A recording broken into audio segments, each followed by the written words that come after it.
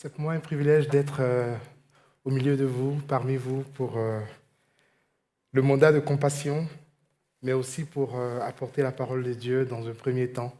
Alors, comme notre frère l'a dit, je suis Charles-Daniel Tchélé, je viens de Gland, à 1 heure de temps d'ici, et puis j'ai fait très bon voyage. Je suis arrivé ce matin, j'ai été très bien accueilli, merci beaucoup au groupe de louanges pour ce que vous avez apporté, nous avez conduits dans la louange. Alors, je suis marié, j'ai 2 enfants. Ma femme, c'est Evelyne. Nos enfants, c'est David et Eva Naya. Ils sont encore tout petits. 7 ans et 5 ans pour la fille.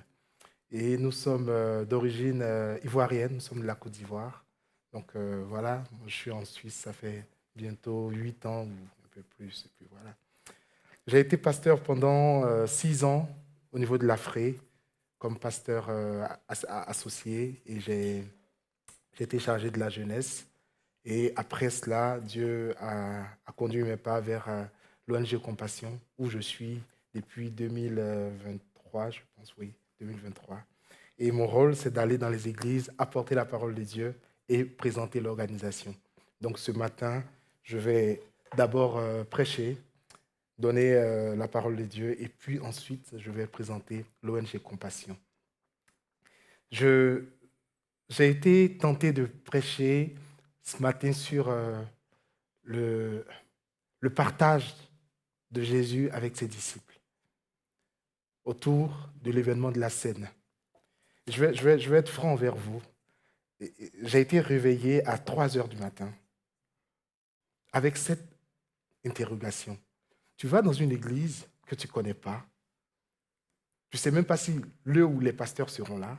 Tu ne sais pas s'il y aura un temps de scène ou de repas. Et tu prépares quelque chose sur la scène. Je dis, ah ouais, effectivement. Est-ce que c'est pertinent d'aller prêcher dans une église le repas du Seigneur, le partage que Jésus a eu avec ses disciples avant d'aller à la croix, parce que c'est éventuellement dans cette période que ce genre de message trouve son essence, sans qu'il n'y ait de scène. Donc ce matin, quand je suis arrivé, je me suis dit, oula, je ne sens pas la scène à l'horizon. Et du coup, comment je fais? Mais vous voyez, je me suis réveillé donc à 3 heures du matin et j'ai dit à Dieu, Seigneur, conduis les choses et donne-moi peut-être d'avoir une autre parole. Et puis, il y a un autre passage qui m'est venu à l'esprit et j'ai ouvert tout de suite mon ordinateur et j'ai commencé à écrire. Donc, je l'ai jamais prêché. Je vais le prêcher pour la première fois avec vous. Mais n'ayez pas peur. C'est pas quelque chose de très théologique que Dieu m'a mis à cœur. Je vais rester dans quelque chose de très basique. C'est parti du fait que je me suis rappelé que quand j'étais à l'école du dimanche, il y avait un passage qu'il fallait absolument connaître. Je ne sais pas si certains ont fait l'école du dimanche parmi vous. Mais bon, moi j'ai fait l'école du dimanche parce que chaque dimanche, il fallait être à l'église, à l'école du dimanche. Et ce passage-là, il était tellement important pour tous ceux qui venaient à l'église le dimanche et qui se retrouvaient dans le secteur de l'enfance. C'était Jean 3,16. Et je crois que tout le monde le connaît. J'ai été pasteur pendant 6 ans. Je n'ai jamais prêché sur ce passage. Parce que pour moi, il est tellement évident. Mais ce matin, quand je me suis réveillé et que j'ai ouvert la Bible et que j'ai commencé à le lire, je l'ai entendu autrement. Et j'ai vu pas mal d'images me défiler dans l'esprit. J'ai essayé de les écrire. Et ce matin, je vais vous les partager. Et j'espère que cela va être déterminant pour chacun de vous. J'ai dénommé le thème de ce message « Quand Dieu manifeste son amour ». Quand Dieu manifeste son amour. Le passage que nous avons là en Jean 3,16, je l'ai, heureusement. Lisons-le ensemble à haute voix. Car Dieu attend.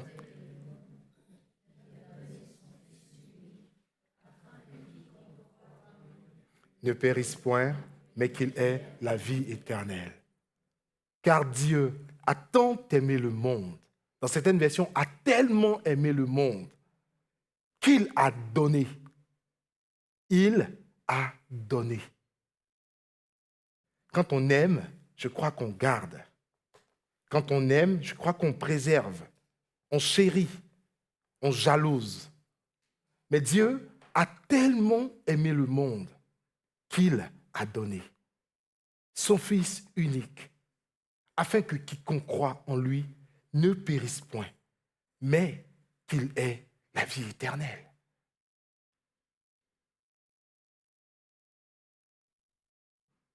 Dieu a aimé le monde. En français, quand on parle d'aimer, ça veut dire beaucoup de choses, mais peut-être même rien. Ah ouais, je t'aime. Ah oui, je l'aime. Oui, j'aime beaucoup. Aujourd'hui, dans le langage de nous les jeunes, je me mets là-dedans, ah mais j'adore. On dit j'adore. On dit ah je kiffe. Il y a autre chose? Bon, en mon temps, c'était je kiffe, j'adore. Mais peut-être qu'ils ont, ça évolue tellement, ça va tellement vite avec les plus jeunes, que peut-être qu'ils ont d'autres termes aujourd'hui pour dire qu'ils aiment quelque chose. Mais en même temps, ça veut dire beaucoup de choses et pas grand-chose. Parce que quand on aime, c'est autre chose. En grec, par exemple, le terme aimer a plusieurs connotations, a plusieurs dérivés. Aimer peut dire agapé. Agapé, c'est un amour inconditionnel, destiné et désintéressé, souvent spirituel. C'est ce mot qui est utilisé dans la Bible grecque pour prouver l'amour divin. Agapé. Dieu a tellement agapé le monde. Il y a aussi le thème philia, qui est un amour, amitié, qui prône l'affection profonde entre des membres d'une famille ou avec des amis. L'amour peut être aussi présenté comme éros, l'amour passionnel, romantique et souvent charnel. C'est cet amour du désir et de la passion amoureuse. Il y a d'autres thèmes qui désignent l'amour en grec. Storgé, l'amour familial entre frères et sœurs, entre père et fils, un père qui aime ses enfants. L'amour, c'est aussi philosia. Philosia qui est l'amour de soi-même. C'est un amour dans lequel on s'aime. On se fait des selfies chaque matin. Vous voyez un peu, on se montre sur Internet. Hein? C'est un amour dans lequel on est au centre de l'amour même qu'on dégage. Dans ce passage, car Dieu a aimé le monde, qu'il a donné son Fils unique, ce passage puise ses racines depuis le livre de la Genèse, depuis le commencement. Dieu manifeste son amour depuis le début, lorsqu'il crée le monde et qu'il donne un plan à l'humanité. Dieu crée le monde, le ciel, la terre, il crée les végétaux, il crée tout ce qui se meut et il crée aussi l'homme. Dieu manifeste son amour envers l'homme dès les premiers instants, dans la mesure où il se dit « faisons l'homme à notre image, selon notre ressemblance ». On a vite fait d'imaginer que Dieu était un homme grand, brun, blond, aux yeux bleus, les dents tout taillées, un bras, un pied et tout ce qu'il y a. Pourquoi? Parce que nous sommes des hommes. C'est à notre image que nous voulons bien représenter Dieu. Et peut-être même que Dieu serait blanc, de couleur ou pas. Mais faisons l'homme à notre image, selon notre ressemblance, s'inscrit dans le caractère de Dieu, dans la nature de Dieu, dans l'essence de Dieu. Dieu est bon. Alors il crée l'homme dans sa bonté et il lui donne sa bonté. Dieu est saint. Il crée l'homme dans sa sainteté et il lui donne sa sainteté. Dieu aime. Il donne son amour à l'homme. Le caractère de faisons l'homme à notre image, selon notre ressemblance, puis ses racines dans l'essence de Dieu, la nature de Dieu. Et cette nature, Dieu la communique à l'homme. C'est aussi dans ce prolongement qu'il donne l'autorisation ou la possibilité à l'homme, le pouvoir à l'homme de nommer toute la création. Tu appelleras cet animal chat. Tu appelleras cet arbre chêne. Tu appelleras cette route autoroute. Tu donneras à cette eau le nom de océan, mer. L'homme a le pouvoir de Dieu. Dieu confère aussi son pouvoir à l'homme. Ainsi, l'homme domine sur l'homme, sur la création. Et l'homme donne un nom, il domine. Lorsqu'il domine, il dompte. Il exerce son pouvoir humain sur toute la création. Voilà pourquoi aujourd'hui, on pourra faire reculer la mer, on pourra faire voler un avion, on pourra guérir quelqu'un, on pourra opérer quelqu'un, on pourra nous-mêmes créer. Et aujourd'hui, l'actualité nous montre combien de fois l'homme est obstiné à créer, à reproduire même l'être humain. Aujourd'hui, on a des appareils pour créer des hommes. Merci à la technologie, merci à l'homme, mais l'homme reste homme et Dieu reste Dieu. Dans l'épisode de la Genèse, au chapitre 3, il est aussi révélé que l'homme se détourne de Dieu. Et dans cet éloignement, Dieu vient à manifester son amour envers l'homme. Dans la mesure où, lorsque Dieu arrive dans le jardin, il dit, Adam, où es-tu? Ève, où es-tu? Adam répondra, je me suis caché parce que je suis nu. Comment sais-tu que tu es nu? Parce que j'ai mangé du fruit de l'arbre. Lorsque Dieu rencontre l'homme, Dieu couvre la nudité de l'homme.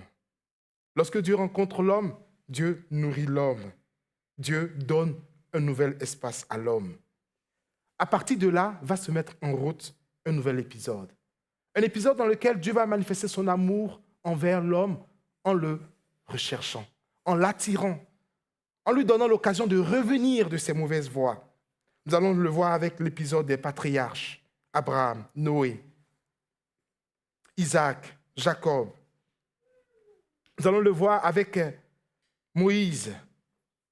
L'épisode des juges va nous faire voir combien de fois Dieu va amener l'homme à être sous, son peuple, à être sous l'emprise des dieux étrangers ou des autres nations, mais en même temps être aussi un Dieu qui délivre.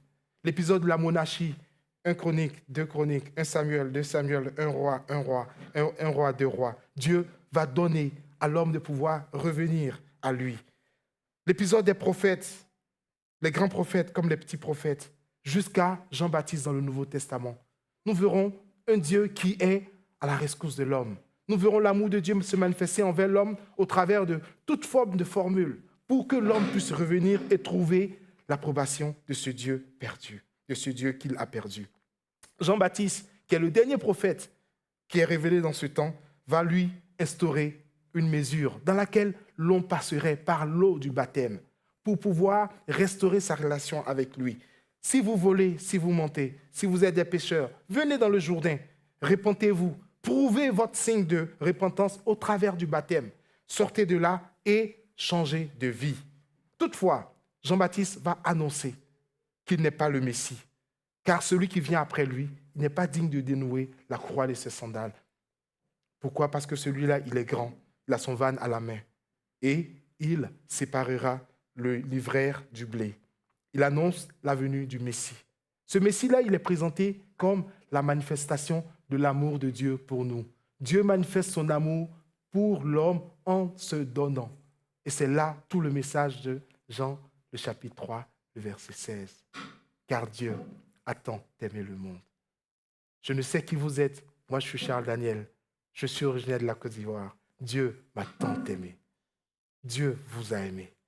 Qui que vous êtes, Dieu vous a aimé. Et pour vous, il a donné, il s'est donné sur la croix.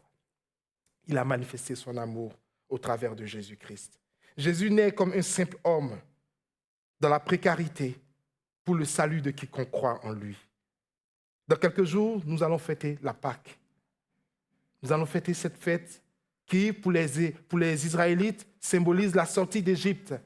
Mais Jésus a donné un nouveau sens à cette fête. Pour nous, c'est le salut de l'humanité, la réconciliation des pauvres avec Dieu, des riches avec Dieu, des Suisses avec Dieu, des gens de Côte d'Ivoire avec Dieu, des Africains, des Européens, des Américains avec Dieu, des Indiens, des Amérindiens.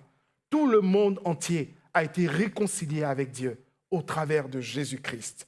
Et l'apôtre Paul dira, il n'y a de salut en aucun autre, car il n'y a dans le ciel et sur la terre aucun autre nom par lequel nous pouvons être sauvés, si ce n'est le nom de Jésus. Ce nom a été élevé au-dessus de tout nom. Tout genou fléchit sur la terre. Toute langue confesse que Jésus-Christ est Seigneur à la gloire de Dieu le Père. Parce que c'est le nom par lequel nous pouvons être sauvés. La fête de Pâques est dans d'autres cultures un moment de réjouissance, un temps de rencontre, de retrouvailles. Tous ceux qui sont dans la diaspora, revenez à la maison, un peu comme les Juifs, pour fêter, pour célébrer. Mais moi, je veux aller plus loin pour vous dire que, pour moi, la fête de Pâques, c'est Dieu qui se tue pour nous dire combien il nous aime. Pâques, c'est Dieu qui se tue pour nous dire combien il nous aime. Quel que soit notre âge, quelle que soit notre expérience de vie, Dieu se tue à la croix pour nous dire aujourd'hui, en 2025, qu'il nous aime. N'est-ce pas beau? N'est-ce pas merveilleux? N'est-ce pas précieux? Dieu meurt à la croix pour nous sauver de nos péchés. Il manifeste son amour en donnant Jésus-Christ pour nous. Au travers de cela, c'est un appel à manifester son amour. Dieu nous appelle à manifester son amour dans cette société dans laquelle nous sommes. Où que nous sommes, qui que nous sommes. Comment manifester cet amour? Moi, j'ai envie de vous présenter 3 exemples. Je commencerai par la première histoire que nous trouvons dans le livre de Ruth. Ruth, le chapitre 2, les versets 1 à 23. Voyez, Ruth, c'est cette jeune dame qui s'est mariée et son mari est décédé. Mais elle n'a pas daigné repartir dans sa nation. Elle est restée avec Naomi, sa belle-mère. Lorsqu'une famine est arrivée, ils sont retournés dans le pays d'origine, à Bethléem. Là-bas se trouvait un certain Boaz. Boaz, il est décrit, et à partir du verset 1, il est dit, je suis au chapitre 2 du livre de Ruth, Naomi avait un parent de son mari. C'était un homme puissant et riche, de la famille d'Elimelech, qui se nommait Boaz. Boaz était un homme riche et puissant. Et dans la tradition d'Israël, c'est que ces hommes riches et puissants qui avaient de grands patrimoines, de grands champs de blé, de grands champs de maïs, de grands champs de je ne sais ce que vous pouvez imaginer, mais qui avaient la force de pouvoir nourrir une multitude, peut-être de façon industrielle, ces derniers, ils avaient l'obligation de laisser traîner des épis de blé dans leurs champs pour la veuve, l'orphelin, pour aussi l'étranger, pour toutes les personnes vulnérables. Voilà comment Ruth va se retrouver dans la parcelle de terre de Boaz, qui était un homme puissant et riche. Et il a dit, voici, Boaz vint à Bethléem et dit au moissonneur, que l'Éternel soit avec nous. Il répondit, que l'Éternel te bénisse. Et Boaz dit à son serviteur chargé de surveiller les moissonneuses, à qui est cette jeune femme? Il parle alors de Ruth. Le serviteur chargé de surveiller le moissonneur dit, c'est une jeune femme moabite qui est venue avec Naomi dans le pays de Moab. Elle a dit, permettez-moi de glaner et de ramasser les épis entre les gerbes, derrière les moissonneurs. Elle est venue demander la permission pour pouvoir ne serait-ce que prendre tout ce qui tombait, tout ce qui restait, tout ce qui échappait au filet ou aux griffes du moissonneur. Et ensuite, Boaz va dire, écoute Ruth, ma fille, ne va pas glaner dans le champ, dans les autres champs. Ne t'éloigne pas d'ici, reste avec mes serviteurs. Regarde où l'on moissonne dans le champ et va après elle. J'ai défendu à mes serviteurs de te toucher. Quand tu auras soif, tu iras au vase et tu boiras avec mes serviteurs. Alors elle tomba face contre terre, se prosterna contre la terre et lui dit, comment ai-je trouvé grâce à tes yeux pour que tu t'intéresses à moi qui suis une étrangère? Boaz lui répondit, on m'a rapporté tout ce que tu as fait pour ta belle-mère depuis la mort de ton mari, et comment tu as quitté ton père et ta mère et le pays de ta naissance pour aller vers un peuple que tu ne connaissais pas auparavant. Que l'Éternel te rende et te fasse vivre, et que ta récompense soit entière de la part de l'Éternel, le Dieu d'Israël. Cette histoire, c'est une histoire qui relève ou qui révèle la générosité d'une personne puissante envers une personne pauvre, envers une personne vulnérable. Cette belle histoire que nous trouvons dans le livre de Ruth, moi je vous invite à aller la redécouvrir, à aller la relire. Elle renferme tellement de belles choses. Elle renferme tellement d'humanisme. de la part de cet homme Boaz, qu'aujourd'hui, j'ai envie de vous le présenter en vous disant que peut-être que nous sommes dans une Suisse qui est encore forte. Peut-être que nous sommes dans un pays qui est encore stable. Là où il y a encore peut-être de quoi à moissonner. Là où il y a encore peut-être de quoi à glaner, à trouver. C'est peut-être à nous que revient cette responsabilité. De regarder aux faibles, aux pauvres, aux démunis, à ceux-là qui n'ont pas 3 repas par jour, qui n'ont aucune assurance sociale et qui n'ont même pas l'opportunité d'aller voir le médecin une fois par an. L'histoire de Boaz et de Ruth est une histoire qui mérite d'être mentionnée dans comment nous pouvons manifester l'amour de Dieu aujourd'hui autour de nous. Cette fois dans le Nouveau Testament, en Luc le chapitre 10, les versets 25 à 37, nous trouverons une histoire passionnante, une histoire qui reste dans le temps, une histoire qui est toujours d'actualité, l'histoire du bon Samaritain. Un docteur de la loi vient dire à Jésus, « Qui est mon prochain ?» Jésus lui dit, « Qui est-il écrit ?» Il répond, « Tu aimeras ton prochain comme toi-même. » Il dit, « Oui, tu as réussi. » Il dit, « Alors, qui est celui-là qui est mon prochain ?» Et Jésus va lui donner cette image d'un homme qui descendait de Jéricho de Bethléem vers Jéricho, de Jérusalem vers Jéricho. Un homme qui descendait de Jérusalem vers Jéricho. Et il est tombé dans un plan des brigands et ils l'ont frappé, ils l'ont laissé pour mort. Cependant, un sacrificateur passait par là, il s'en est éloigné. Un autre homme qui, lui, était un serviteur du temple, un lévite, passait par là, il a détourné son regard. Un Samaritain descendait par le même chemin. Et c'est ce dernier qui a pris soin de se blesser.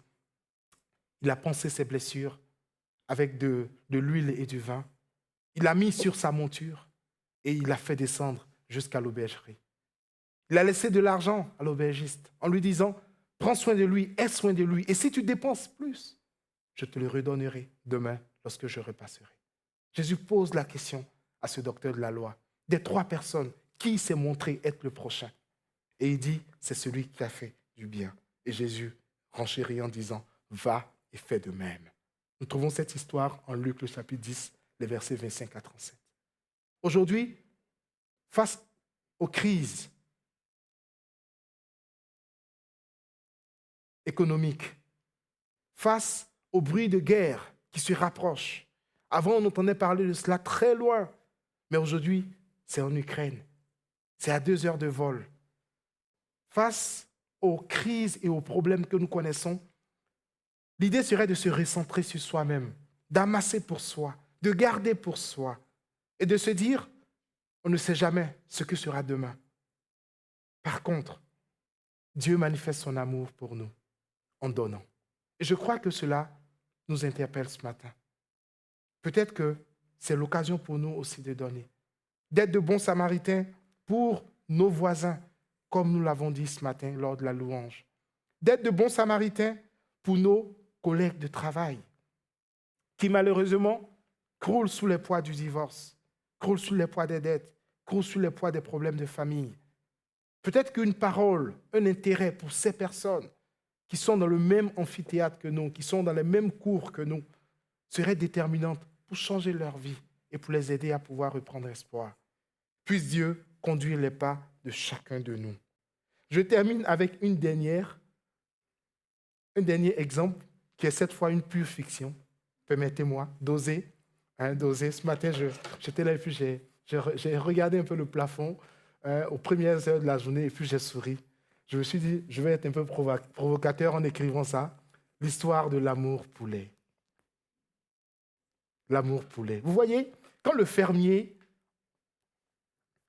engraisse son poulet, j'imagine que la poule ou le poulet doit se dire, ouais, il m'aime, mon chef. Il m'aime, le fermier. Il vient le matin, il me donne des graines.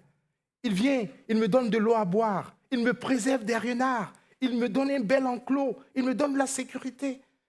Il me donne même des lampes pour me réchauffer. Le poulet doit se dire que le fermier, il m'aime.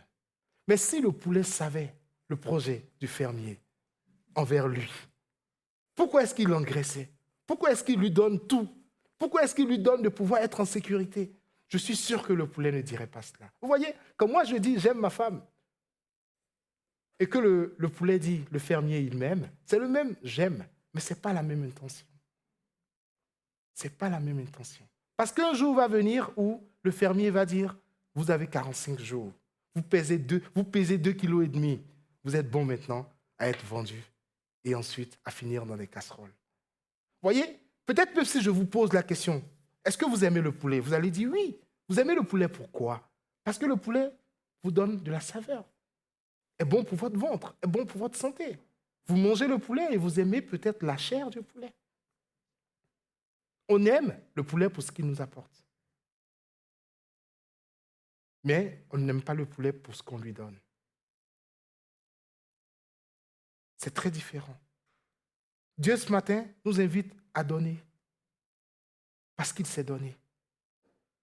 Dieu, ce matin, ne nous invite pas à recevoir, à manger, à savourer pour notre bonheur, pour notre plaisir, mais plutôt à donner. Aujourd'hui, malheureusement, quand tu vas demander à quelqu'un « Pourquoi tu l'aimes ?» Ah, je l'aime parce qu'il me fait du bien. Parce qu'il me donne la paix. Il me donne le sourire. Il me fait rire. Mais on ne se rend pas compte, mais tout est centré sur nous, notre intérêt, ce que nous voulons, ce que nous aimons. Et demain, quand ce désir, cette envie passe, on dit « Il ne me dit plus rien. » Ah, j'ai mon copain, j'ai ma copine, elle ne me dit plus rien. Ah, j'ai mon mari, j'ai ma femme. Je me lasse. Pourquoi? Parce qu'on est dans un amour poulet. On est dans un amour où on reçoit. On attend de recevoir de l'autre. Le vrai amour s'inscrit dans le donner. Dans le donner. Et c'est ce que Dieu a fait. Et je crois que ce matin, il nous interpelle. Chacun, qui que nous sommes, qu'est-ce que nous pouvons donner? Qu'est-ce que nous pouvons apporter? Qu'est-ce que nous pouvons donner à l'autre? Je termine avec ce passage de l'apôtre Paul à l'église de Rome. Il dit, Dieu prouve son amour envers nous, en ce que, lorsque nous étions encore des pécheurs, Christ est mort pour nous. Christ est mort pour nous. Dieu a manifesté son amour envers chacun de nous au travers de Jésus-Christ qui a donné sa vie à la croix. Désormais, nous sommes réconciliés avec Dieu et nous sommes invités par la foi à manifester cet amour autour de nous, pour les faibles, pour les pauvres, pour les vulnérables, pour les démunis, pour notre prochain. L'amour ne consiste pas à recevoir et à garder pour soi, mais l'amour consiste à donner. Que le Seigneur bénisse sa parole. Ce matin, c'est ce que Dieu m'a mis à cœur pour vous. Et je vais m'arrêter là. Je vais maintenant vous présenter l'organisation Compassion pour laquelle je travaille et qui m'a mandaté à venir auprès de vous. La mission de Compassion vise à libérer les enfants de l'extrême pauvreté au nom de Jésus. Compassion, c'est une ONG chrétienne qui travaille dans plusieurs pays dans le monde.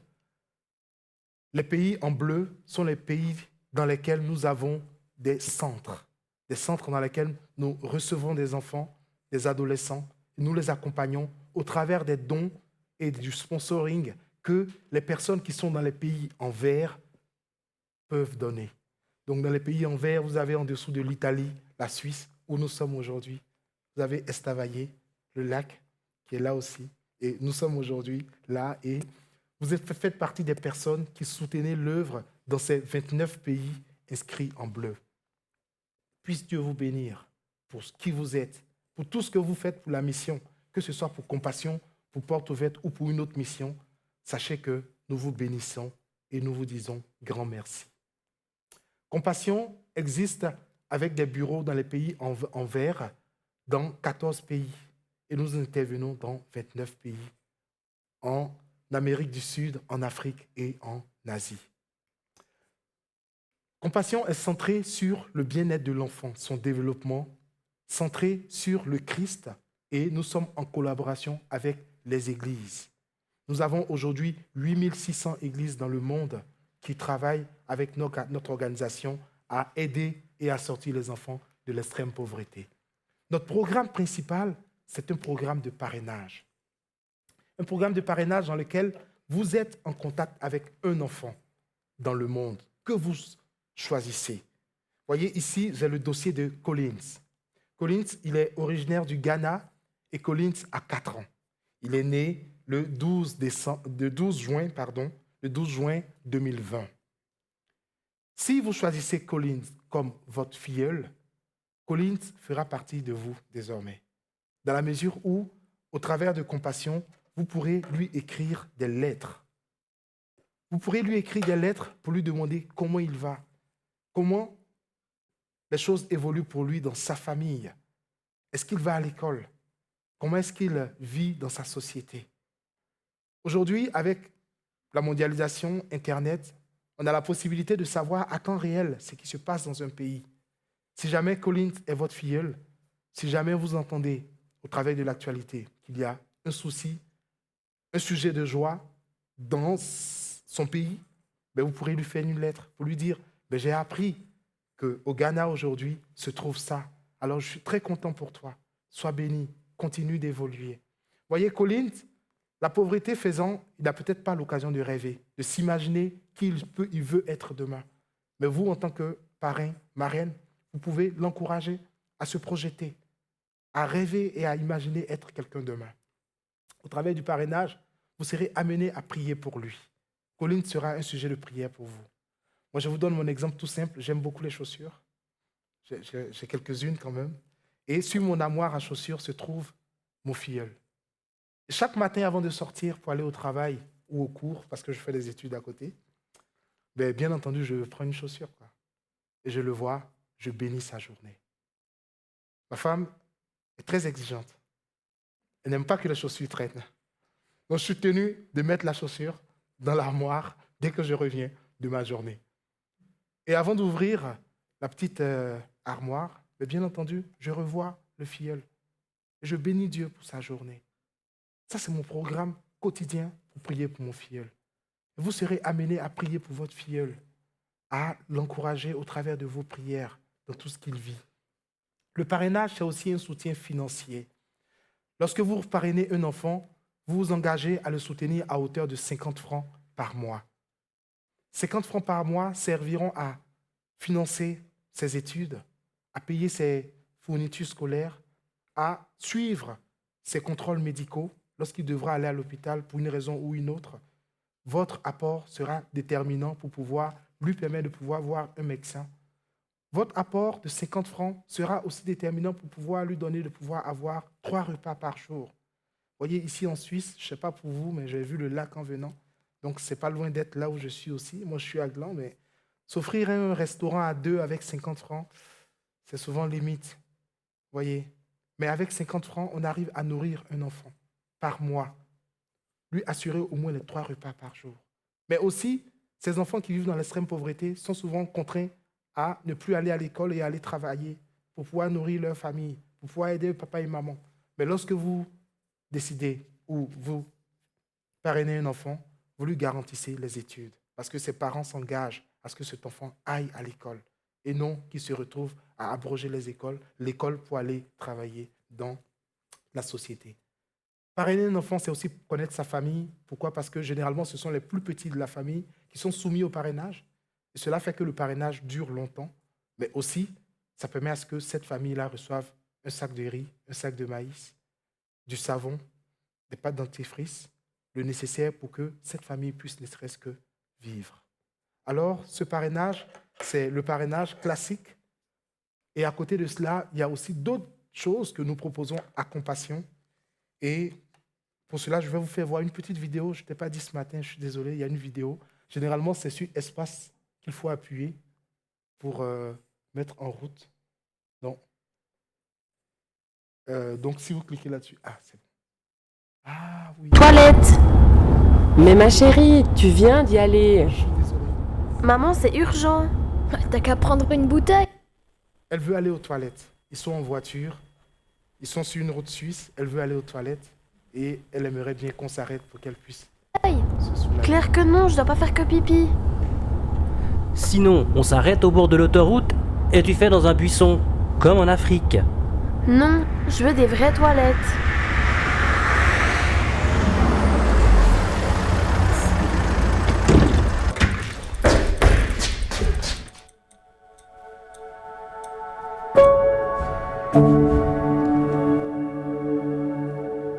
Aujourd'hui encore, 2,4 milliards de personnes n'ont toujours pas accès à des toilettes sûres.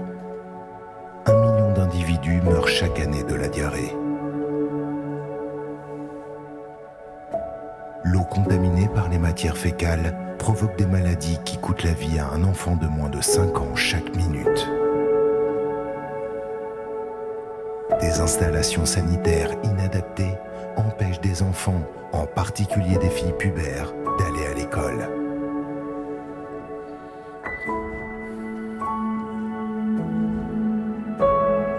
Ne pas avoir de lieu sûr pour faire ses besoins est indigne.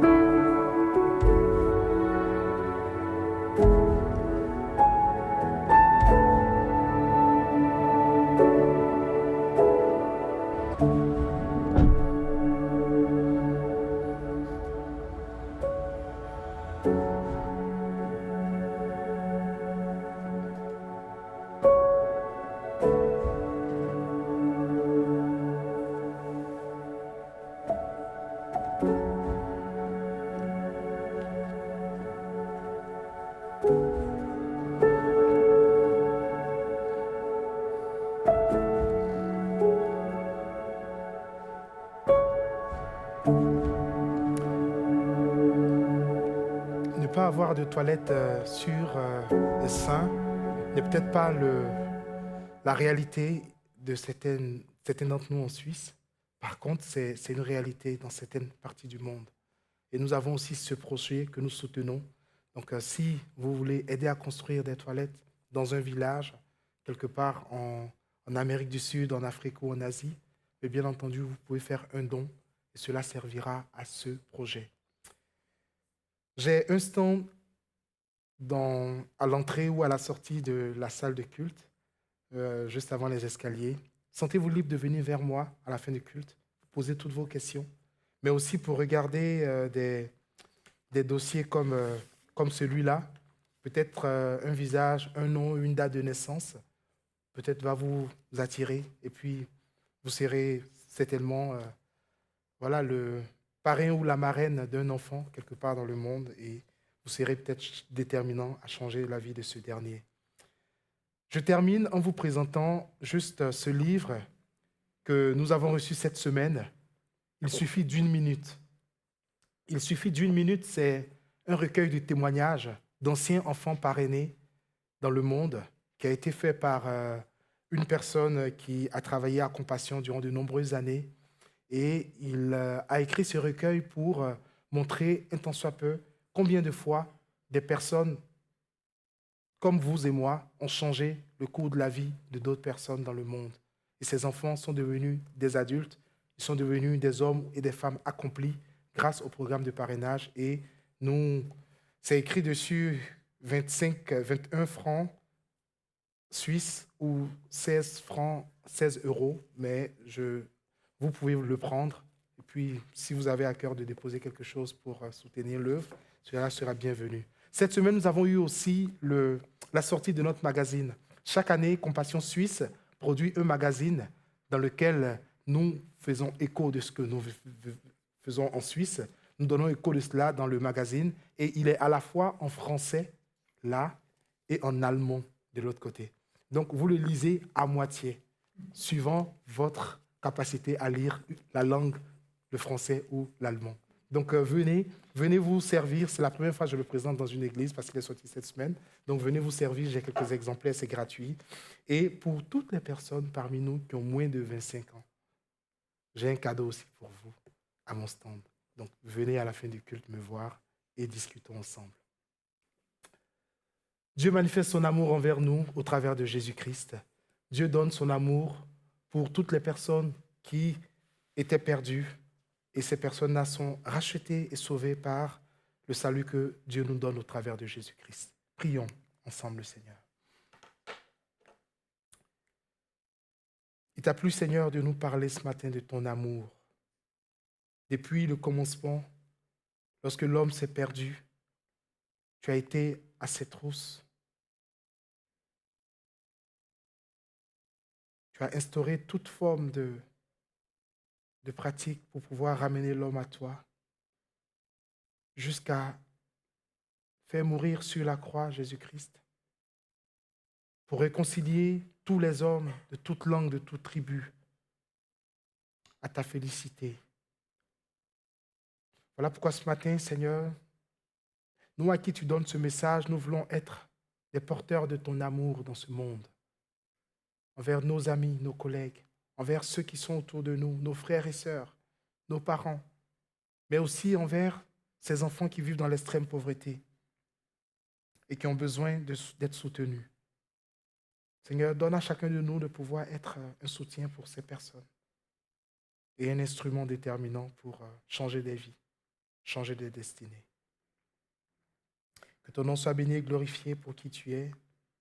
Et merci, Seigneur, pour ce que tu nous donnes de pouvoir entrer dans cette période de Pâques, en reconnaissant, Seigneur, que tu es mort et ressuscité pour nous, au nom de Jésus. Amen.